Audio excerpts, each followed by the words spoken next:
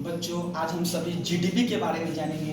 GDP जो होता है वो क्या है। जीडीपी का फुल फॉर्म होता है ग्रोस डोमेस्टिक प्रोडक्ट।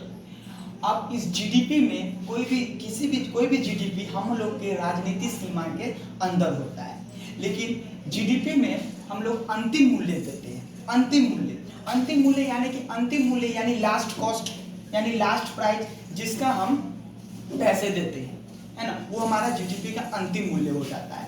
जैसे कि हम मानते हैं कि हम कोई समोसे लेते हैं, तो समोसे लेने के लिए हम लोग क्या करते हैं, समोसे लेने के लिए हम समोसा का हम ये नहीं कहेंगे कि समोसा के अंदर जो चोखा भरा जाता है ना, वो आलू भरा जाता है, तो हम उसका प्राइस लेंगे, 2 रुपया उसका लेंगे, 2 रुपये मैदा का लेंगे। ऐसा तो नहीं, हम लोग अंतिम मूल्य लेते, पूरा समोसा लेते, उसमें सारा चीज इंक्लूड रहता है, तो हम लोग अंतिम मूल्य लेते हैं। जीडीपी का जो होता है वो अंतिम मूल्य होता है कि नहीं। ऐसा एक उदाहरण और लेते हैं। अगर आप जाए हैं मकान खरीदने, फ्लैट खरीदने, तो फ्लैट खरीदने समय आप क्या करते हैं, आप छड़ का पैसा लेते हैं, ईटा का पैसा लेते हैं, कि पूरा फ्लैट का पैसा लेते हैं, पूरा अंतिम मूल्य का पैसा लेते हैं। तो जीडीपी में जो होता है पूरा अंतिम मूल्य का पैसा लिया जाता है।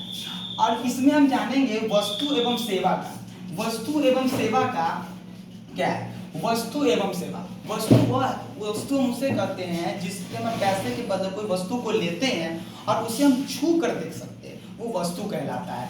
और जो सेवा है, सेवा क्या है? जैसे कि मैं आपको पढ़ा रहा हूँ, मैं आपको पढ़ाने के बाद आप पढ़ाने के बदले कुछ यहाँ से लेके तो नहीं जाते, आप मेरे ज्ञान को अपने अंदर लेके जाते हैं, लेकिन ये कुछ लेकर यहाँ तो नहीं जाते, तो सेवा हो जाता है। सपोज डेट आप ले लीजिए, जो वेटर होते, आप जाते हैं होटल में, स्टूडेंट में जाते हैं, तो वहाँ पर वेटर होता है।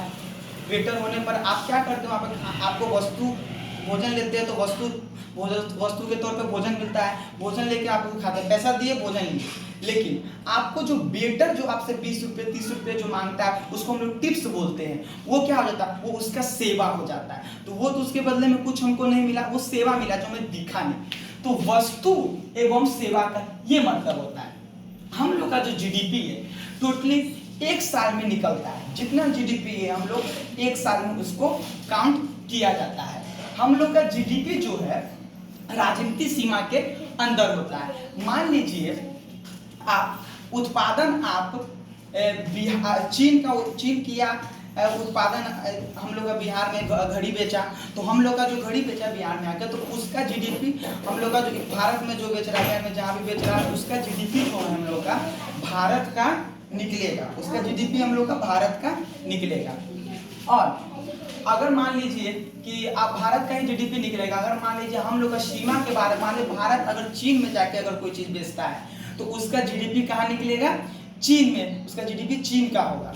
हम लोग का जो मोदी जी है प्रधानमंत्री, वो 5 ट्रिलियन मतलब जीडीपी बढ़ाना चाहते हैं। तो हम लोग जीडीपी के जो होता है हम लोग का राजनीतिक सीमा के अंदर होता है।